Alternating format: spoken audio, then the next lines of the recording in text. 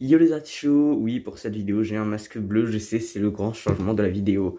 Bref, vous le savez, demain nous sommes officiellement en 2024, euh, l'année, l'année qui précède celle de 2025. 2025 que tous les gens teasent déjà, tous les gens, il y aura des films, des jeux vidéo, il y aura plein de trucs qui vont sortir en 2025, mais il n'y a rien, absolument rien qui sort en 2024. Donc je pense que ça va être une année bien chiante 2024, mais bon tous les gens qui avant disaient 2023 c'est mon année, 2022 c'est mon année, là j'ai entendu personne dire 2024 c'est mon année. Donc je sais pas comment je dois me sentir par rapport à ça. Bref, aujourd'hui, vu que demain c'est 2024, je me suis dit que quand même ce serait dommage de pas dire au revoir à 2023, de ne pas honorer 2023, cette année qui a littéralement boosté ma chaîne de 10 fois, je sais même pas combien de pourcents.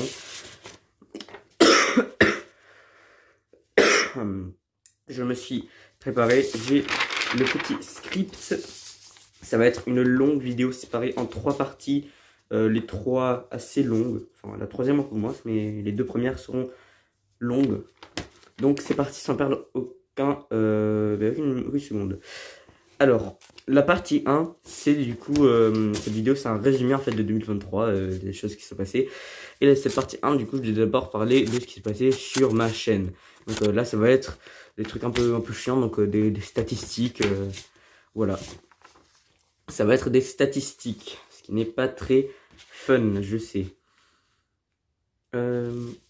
Attendez 2 secondes, je vais faire un petit quelque chose parce que là, voilà. Parfait. Là, on y voit mieux. Alors, on va d'abord parler des posts sur ma chaîne, ce qui a fait exploser ma chaîne, je pense. Alors, déjà, les posts ont reçu 16 138 impressions. Donc, qu'est-ce que c'est des impressions? C'est donc, par exemple, les likes, les commentaires, tout ce qui est vote, c'est les votes ou les réponses. Donc, c'est tout ça. Donc, en tout, sur toute l'année 2023, de tous les posts que j'ai fait, en additionnant les likes, les commentaires, les votes, les réponses, tout ça, j'obtiens 16 138 impressions. Donc, merci à vous. J'espère que ce nombre sera encore plus grand en 2024. Alors, le post avec image qui a reçu le plus d'attention sur ma chaîne, qui a été le plus aimé, le plus liké, c'est mon précieux, où je montrais ce magnifique drapeau, le drapeau de l'Arizona que j'ai installé dans ma chambre, qui a été installé dans ma chambre, avec 7 likes. Je tousse que quand je parle, hein. Donc c'est dommage. Le post, le sondage qui a reçu le plus de votes, donc le sondage, 95% du temps, c'est ma série d'élimination de pays presque quotidienne. C'est le vote où le pays de Nauru a été éliminé. 13 personnes ont voté. Alors le maximum que j'ai vu moi personnellement il y a longtemps, c'était 8 votes, donc 13, c'est fifou, c'est fifou. Ensuite, le quiz qui a reçu le plus de réponses, je fais souvent des quiz de géographie, c'est le quiz de quel pays vient Mansa Moussa. La réponse était le Mali. Et 26 personnes, oui, ont répondu. Donc c'est beaucoup de personnes, c'est plus de la moitié de ma chaîne. Donc c'est, non, peut-être pas plus de la moitié de ma chaîne, non, c'est à peu près la moitié de ma chaîne, donc c'est quand même un peu dingue, hein. 26 réponses, je crois que j'ai jamais eu autant de réactions sur un seul post. Ensuite, le post seulement écrit, donc pas d'image, pas de vote, pas de quiz, c'était juste une phrase ou quelques phrases comme ça. Il n'y avait rien de particulier. Le plus aimé, c'était quand je souhaitais une joyeuse journée d'indépendance à la Guinée, avec 6 likes. Je fais souvent ça, je fais des fois des joyeuses journées d'indépendance à tel pays. J'ai même fait pour la Corée du Nord, donc voilà. Et il s'avère que c'est la Guinée le plus populaire. Maintenant, on va passer du coup au live sur ma chaîne. J'en ai fait que 3 cette année, dont un qui a complètement flop. Donc, mes lives en tout ont reçu 102 vues. Donc, c'est déjà vraiment beaucoup moins que mes posts. La durée moyenne du visionnage des gens, donc c'est-à-dire à peu près combien de temps ils sont restés sur les lives, c'est 6 minutes 5. Ce ce qui peut paraître court, mais quand vous verrez les données des vidéos, ce sera en réalité assez long. Donc voilà. Le live le plus vu, évidemment, c'est le live des 50 abonnés avec 40 vues. Donc pas tous mes 50 abonnés ont vu le live, c'est triste. Les utilisateurs trouvent mes lives grâce aux pages de la chaîne majoritairement. Donc ça veut dire que la plupart des gens qui ont vu mes lives, c'est parce qu'ils sont allés directement sur ma chaîne et qu'ils ont vu que j'avais posté un live et que, enfin, ou que j'étais en live et que du coup ils sont venus, ils ont cliqué. Alors, et sur le live, j'ai reçu 3260 impressions, un nombre un peu petit par rapport au post. Donc ça fait quand même 13 000 impressions de moins, c'est quand même énorme. Maintenant, les shorts, alors ça c'est ce qui m'a le plus surpris parce que je m'attendais en fait à plus. Mais alors c'est quand même énormément, hein, je vais pas me plaindre, mais c'est vrai que je pensais que j'avais des shorts qui étaient vachement vus, mais non. Mon short le plus vu de l'année 2023, c'est celui où j'ai dessiné du coup le drapeau de l'Inde, forcément. Je sais pas exactement combien de vues il a reçu, mais je crois que ça fait à peu près la moitié de toutes ces vues. Donc mes shorts en tout ont reçu 509 vues, ce qui est pas mal, c'est pas mal, ouais. Mais comme tu vois, ce que des gens en 10 minutes, quand ils postent un short, ils ont 10 millions de vues, c'est vrai que c'est un peu minimaliste, mais bon, c'est pas grave. Mes shorts ont eu 1369 affichages dans le flux. Alors ça, qu'est-ce que ça veut dire? Vous savez, mes shorts, c'est pareil que TikTok ou les Reels. En gros, tu scrolles et tu tombes sur des vidéos qui sont recommandées pour toi. Et moi, mes shorts, ils ont apparu sur le flux de 1369 personnes. Ça veut dire que 1369 personnes qui, quand ils ont scroll, elles ont vu mon short. Donc, c'est quand même pas mal. J'ai reçu en tout sur mes shorts 33 likes. Et les shorts m'ont fait gagner 2 abonnés. Donc, merci à ces 2 personnes qui sont abonnées grâce à mes shorts. J'en fais rarement, donc dommage pour vous. Alors, de toutes les personnes qui sont tombées sur mes shorts, du coup, dans le flux, 63,5% des personnes n'ont pas regardé la vidéo en entier et ont direct balayé. C'est-à-dire ils ont scroll, en fait, ils sont juste passés comme ça, ils ont vu 2 secondes de la vidéo, puis ils sont passés. Mais ça veut dire qu'il y a quand même une grande partie des gens, enfin une bonne partie des gens qui ont regardé jusqu'au bout, probablement des Indiens. Donc oui, j'ai déjà dit ça, les utilisateurs trouvent mes shorts grâce au flux des shorts, majoritairement. Ah, ça, j'aime bien ces données. Ça, c'est une donnée assez drôle. Donc, il y a des utilisateurs qui ont trouvé mes shorts grâce à la barre de recherche YouTube. En gros, tu cherches quelque chose et tu tombes sur une vidéo qui correspond. Bon, il y a des gens, du coup, ils sont tombés sur mon short parce qu'ils ont cherché des trucs sur la barre de recherche. Et il y a, du coup, ce qui a été le plus cherché sur la barre de recherche pour tomber sur mes shorts, c'est comment dessiner. J'adore parce que vraiment c'était comment dessiner, hein, pas des drapeaux, pas un truc par rapport à l'un, non, juste comment dessiner. Comment dessiner quoi, si tu voulais un dessin d'un perso d'animé super stylé, bon, c'est un peu dommage du coup. Mais bon. Alors il y a 5 personnes qui ont cherché ça et qui sont tombées sur ces shorts-là. Et ça fait 14,7% des personnes qui ont trouvé mes shorts grâce à la barre de recherche. D'accord, d'accord. Alors il y avait aussi, franchement, des trucs où je m'attendais pas du tout. Par exemple, des recherches sur le coup d'État au Niger. Mais c'est vrai que ça avait vachement rapport avec mes shorts. Mais bon, pourquoi pas, hein. Moi, ça me va.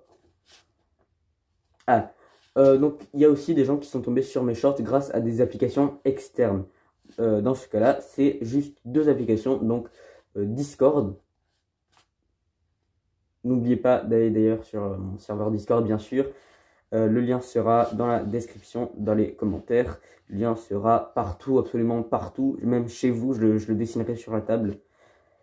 Et il y a aussi des gens qui ont vu grâce à Creator Studio. Et par des gens, je veux dire, sûrement moi. Hein. C'est probablement moi qui suis allé sur Creator Studio et qui regardait les statistiques de mes shorts qui suis allé sur YouTube après. Je tourne la feuille. On va passer du coup aux vidéos, je cache mon visage. On va passer aux vidéos qui en tout ont reçu cette année 2023 603 vues, qui est du coup jusqu'à présent, non, qui est du coup le plus vu, le truc le plus vu de ma chaîne. C'est pas le truc phare de ma chaîne, c'est quand même les posts. Moi je suis un youtubeur post, mais mes vidéos marchent aussi plutôt pas mal. J'ai reçu quand même 18 014 impressions, donc 18 014, et ben ça veut dire que je suis plutôt un vrai vidéaste. Alors, la durée moyenne de visionnage, du coup, comme je vous ai expliqué tout à l'heure dans les lives, elle est de 1 minute 43.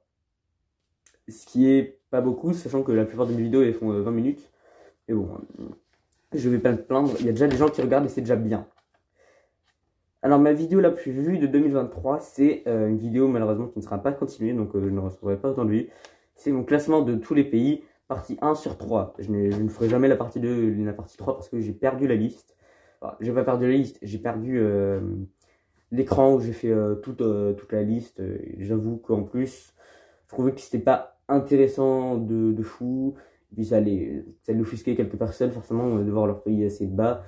Et puis, j'avoue que j'ai donné une impression assez négative de la France sur mon classement. Du coup, je me suis dit qu'au final, c'était peut-être pas la peine de continuer, même si c'est la vidéo la plus vue la deuxième vidéo la plus vue de ma chaîne, troisième, pardon. C'est trop, pas risqué, mais ça sera un peu dommage de continuer si c'est juste pour énerver des gens inutilement. Mais j'ai quand même fait une vidéo sur la Palestine, perso, pourquoi pas. La vidéo a reçu du coup 103 vues. Encore une fois, les utilisateurs trouvent mes vidéos grâce aux pages de la chaîne, donc ils vont sur ma chaîne et ils voient que j'ai sorti une nouvelle vidéo, ils font tac. Donc ça veut dire que vous n'êtes pas forcément abonné parce que vous n'avez pas besoin d'aller sur les pages de ma chaîne pour regarder des vidéos, vous avez juste à activer toutes les notifications. N'oubliez pas ça. Je suis pas un forceur, mais bon, ce serait quand même peut-être un peu plus pratique, non? Bref, on va pas s'énerver, on va pas s'offusquer. Alors, encore une fois, il y avait cette fois des sites du coup externes sur lesquels les gens ont pu regarder mes vidéos. Il y avait donc forcément youtube.com et Google, mais bon, ça, voilà. Il y avait Discord aussi, mais bon, ça c'est normal, c'est parce que je poste toutes mes vidéos aussi sur mon serveur Discord pour que les gens puissent y accéder facilement. Il y a aussi des gens qui ont regardé mes vidéos sur Bing. Alors, je sais pas comment je dois me ressentir, je savais même pas qu'il y avait encore des gens qui utilisaient Bing, mais bon. On n'est pas à ça près, au final. Cette donnée, j'adore cette donnée. J'adore cette donnée. C'est très très drôle. Quelle est la... Donc vous savez, sur les vidéos YouTube, à la fin ça vous dit regardez notre vidéo similaire en gros. Et après ça défile, t'as des listes de vidéos qui sont similaires à celle-ci ou similaires à tes goûts. Et qui mélangent les deux. Mais du coup, quelle est la vidéo qui recommande le plus ma chaîne, mes vidéos? Eh bien, j'ai la donnée. Et d'abord, j'aimerais dire qu'il y a des vidéos sur des trucs complètement random. Encore une fois, le coup d'état au Niger, je ne sais pas comment je peux être autant relié au coup d'état au Niger. Parce que ben, vraiment, j'en ai jamais parlé sur ma chaîne. Donc,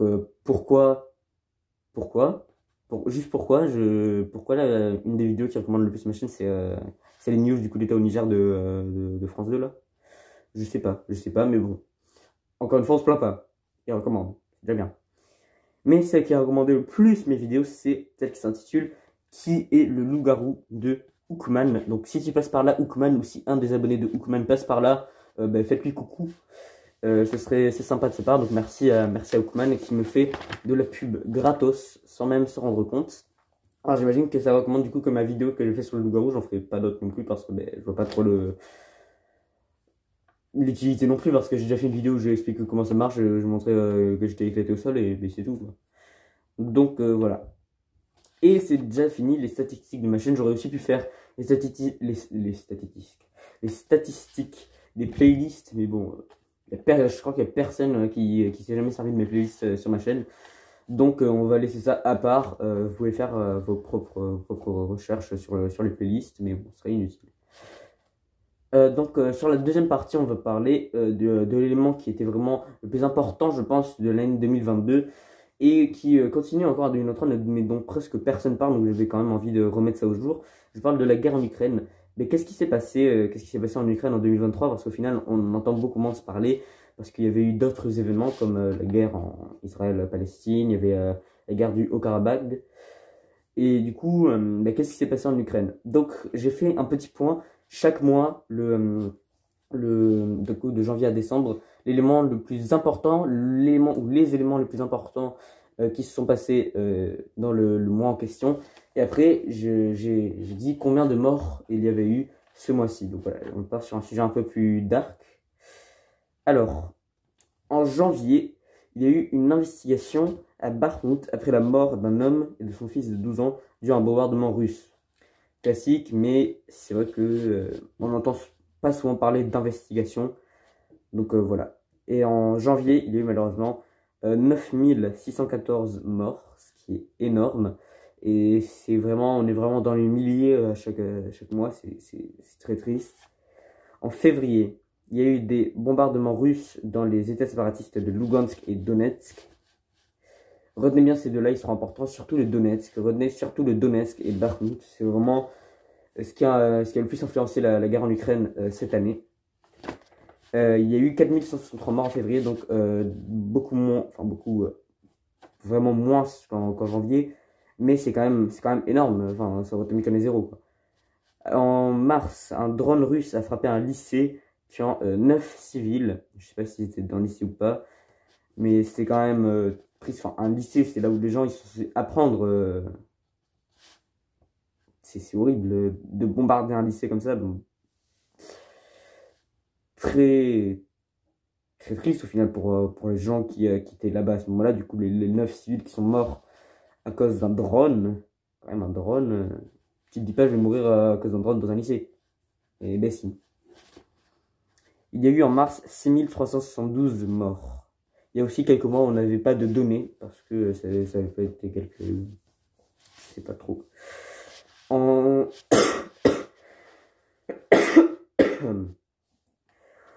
En avril, les forces russes et ukrainiennes se sont battues, donc vraiment, c'était des coups, des armes à feu. Notamment dans la région du Donetsk, encore une fois, à Bakhmut, mais aussi à Avdiivka. Je ne connais pas cette ville, c'est quand même triste pour les gens qui habitent là-bas, encore une fois. Il y a eu 6634 morts, similaires qu'en mars. Ce sera toujours à peu près dans les 6000 morts, mais des fois ça peut augmenter, ça peut descendre, ça va baisser. Et ben, j'espère qu'en 2024 ça va énormément baisser, voire s'arrêter. Ce serait super, mais malheureusement je pense que ça ne va pas se passer comme ça. Parce que si pour l'instant la guerre n'est toujours pas finie, ça m'étonnerait que le 1er janvier, Poutine décide, bon ben la guerre est finie. Bah. Ça va pas se passer comme ça malheureusement. En mai, l'armée aérienne russe frappe un hôpital à Dnipro, donc un hôpital encore une fois, là où les gens sont censés se soigner. Si tu viens juste de te faire soigner dans un truc comme, je sais pas, tu t'es fait amputer ou un truc comme ça, après tu meurs, franchement, c'est dommage, oui, c'est dommage comme mort.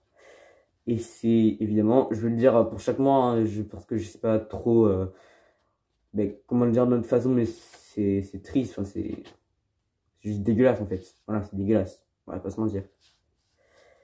Il y a eu en mai 6860 morts, donc encore une fois dans les 6000 morts. En juin, c'est l'Ukraine qui va démarrer qui va débuter une offensive majeure dans le sud du Donetsk vers, encore une fois, Bakhmut. Du coup, une offensive, c'est-à-dire que c'est eux qui sont partis attaquer la Russie, qui occupait le sud du Donetsk vers Bakhmut. Ce qui est plutôt pas mal, mais ça a augmenté le nombre de morts avec 9083, autour de 9000. En juillet, l'Ukraine continue sa reprise de Bakhmut et d'Orikin. Je ne connais pas cette ville non plus. Cette fois, on n'a aucune donnée des morts. C'est peut-être un peu trop récent. Ils n'ont peut-être pas eu le temps de tout calculer. Je vais poser cette feuille et je m'en ai plus besoin. Du coup, en août, j'avais pas trouvé beaucoup d'informations. Il ne s'est pas passé grand-chose en août. Du coup, je me suis dit que je vais ramener la France dans l'histoire. Donc, en août, la France condamne les frappes russes dirigées sur des villages vers Liman, tuant au moins 3 civils. Donc c'est déjà moins intéressant que les autres, mais ça a quand même tué 3 civils. Il faut penser à ces 3 personnes, à leur famille, à leurs proches, à tout le monde. Tout le monde dans la région de Liman et dans l'Ukraine de l'Est en général. Encore aucune donnée des morts. En septembre, il y a eu des frappes et des bombardements russes dans les régions de Kherson. Donc c'est la première fois qu'on parle de Kherson cette année. Et du Donetsk. 9614 morts, donc encore une fois les 9000, du coup j'imagine que c'était similaire en juillet et en août. En octobre, il y a eu des affrontements entre les forces russes et ukrainiennes concentrés dans les régions du Donetsk et de, j'ai peur de mal prononcer ça, Zaporizhia, c'est écrit Z-A-P-O-R-I-J-J-I-A, je sais pas comment prononcer ça, mais je vais prononcer ça, Zaporizhia, notamment autour de, vous avez du nez, Bakhmut, encore une fois. Et en octobre, c'était vraiment horrible, il y a eu une augmentation de morts, mais incroyable. C'était 28 350 morts. Je ne sais même pas comment c'est possible en un seul mois d'augmenter autant les morts. C'est une énorme augmentation. Donc en octobre, il y a eu les attaques les plus mortelles en Ukraine de 2023, voire peut-être même pas que en Ukraine, les attaques les plus mortelles de 2023 au final. En novembre, il y a eu des combats dans l'Ukraine du sud et de... Alors là, j'ai marqué de l'ouest, mais du coup, c'était de l'est. Les évacuations qui augmentent, de plus en plus de gens qui doivent évacuer parce que ça devient beaucoup trop dangereux au final. Encore une fois, aucune donnée des morts. En novembre, c'est vraiment un peu trop récent. Et en décembre, il y a eu des bombardements à Kherson, coulés d'un navire militaire russe en Crimée. Donc, voilà. Et des frappes russes en Zaporizhia encore. Donc je sais pas pourquoi, je sens qu'on va, en 2024, on va entendre parler de Zaporizhia. Ça a l'air d'être un peu le nouveau Donetsk. Et encore une fois, aucune donnée des morts. Au total, dans l'année de 2023, on avait à peu près 380 000 morts, ce qui est énorme. Alors si on additionne tout ça, forcément, ça fait pas forcément 380 000. Mais je pense que c'est des données très très approximatives. Sûrement un peu trop basses. Mais au total, on a eu à peu près 380 000 morts, ce qui, on pense, enfin, on ne peut pas penser à toutes les personnes parce que ça fait trop, mais on les soutient. On soutient leurs familles, leurs proches. On soutient ceux qui ne sont pas encore morts. On soutient ceux qui ont la force d'encore habiter en Ukraine. Voilà. Et la troisième partie, on va parler des guerres plus récentes qui ont commencé en 2023 et pas qui continuent. Il y a eu deux guerres majeures. On va commencer par la guerre du Haut-Karabagh, la guerre numéro 3 du Haut-Karabagh. Donc, l'Azerbaïdjan a commencé à envahir, du coup, encore une fois, le Haut-Karabagh le 19 septembre 2023, début de la guerre contre l'Arménie. L'histoire se répète, encore une fois. Le même jour, forcément, des protestations ont eu lieu en Arménie pour libérer le Haut-Karabagh de l'emprise azerbaïdjanaise et revenir entre les mains de l'Arménie comme il devrait. 6 casques bleus russes ont été tués par les forces azerbaïdjanaises. Alors, si vous voulez savoir, les casques bleus, en fait, c'est un peu les soldats de la paix, c'est ceux qui viennent mettre la paix entre du coup l'Arménie et l'Azerbaïdjan. Sauf que forcément, s'ils sont tués par des camps, c'est pas très intelligent. Surtout si c'est des Russes. En novembre, dû à l'inactivité des casques bleus russes, parce que ils n'arrivent pas à contrôler la guerre, et surtout, ils s'en foutent un peu, parce que la Russie, ils sont en guerre contre l'Ukraine, donc ils vont pas non plus attaquer l'Azerbaïdjan. L'Arménie s'engage dans la recherche de nouveaux alliés. Et c'est à peu près toutes les données qu'on a jusqu'à présent, en espérant que ça ne continue pas en 2024. On va espérer que ça ne continue pas trop longtemps, quoi. Parce que ça va forcément continuer, hein, la guerre elle est en train de se passer. Enfin, on va parler du coup de l'événement phare de 2023, l'événement dont tout le monde parle H24 tous les jours. Il y a des débats, les gens vraiment s'insultent pour des trucs débiles au final. On va revenir du coup, encore une fois, cette date que tout le monde connaît, le 7 octobre 2023, où le Hamas, un groupe terroriste palestinien basé sur Gaza, attaque l'Israël, lançant des missiles sur la grande ville de Tel Aviv. Encore une fois. Et oui, encore une fois, c'est le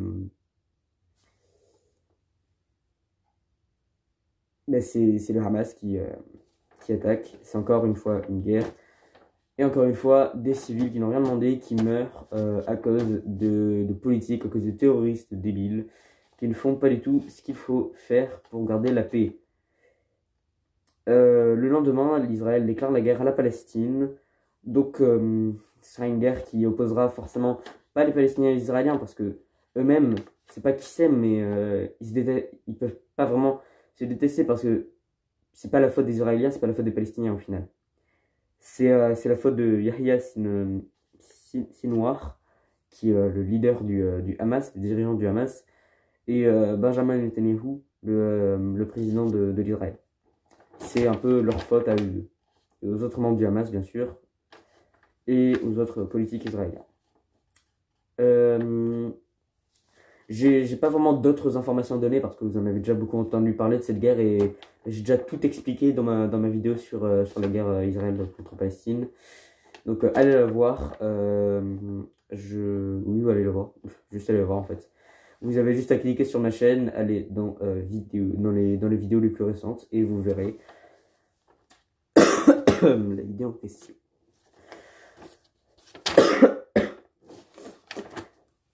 Les 3 guerres dont je viens de parler sont toujours en activité. Il faut supporter du coup les civils ukrainiens qui sont massacrés tous les jours par des missiles, des soldats, des drones russes. Il faut supporter les civils qui habitent toujours dans le Haut-Karabagh, qui sont déportés en Arménie par les forces azerbaïdjanaises. Il faut supporter les civils israéliens et palestiniens. Les deux sont en danger de mort. C'est au final la chute un peu des deux pays, hein, la chute libre. Et en revenant sur la guerre Israël-Palestine, nous estimons le nombre de morts à peu près 21 320 morts à Gaza jusqu'à présent, 323 en Cisjordanie, 1376 en Israël, mais c'est pas tout, également 146 au Liban et 52 en Syrie, donc ça ne touche même pas que l'Israël et la Palestine, ça touche aussi le Liban, la Syrie, des gardes égyptiens qui se font aussi attaquer. Aussi le Yémen, un groupe terroriste qui a envoyé des missiles sur l'Israël. Donc ça touche au final plus que 2 pays, ça touche au moins 6 pays, ce qui est vraiment énorme. Ça touche aussi l'Iran qui donne énormément à la Palestine. Donc déjà 7 pays sont concernés dans cette guerre. Et le nombre va faire que augmenter au fil du temps si cette guerre ne s'arrête pas bientôt. Si Netanyahou ne décide pas de faire une décision rapide, quelle sera la meilleure? Je sais pas, c'est trop compliqué à dire pour l'instant. Mais il faut agir parce que on peut pas continuer à juste tuer des civils et faire croire que c'est normal. Prendre des otages et faire croire que c'est normal, on peut pas en fait faire ça. Et voilà, c'est tout pour cette vidéo, le résumé approximatif un peu court de 2023, le résumé de 30 minutes de 2023. J'espère que vous avez apprécié cette vidéo et j'espère...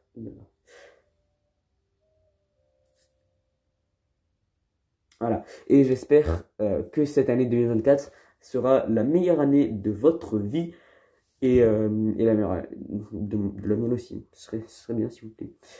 Et j'espère que, soyons optimistes, j'espère que ma chaîne va encore grandir en 2024 et que je vais peut-être atteindre les 70 abonnés, ce serait bien, ou les 75, ce serait encore mieux.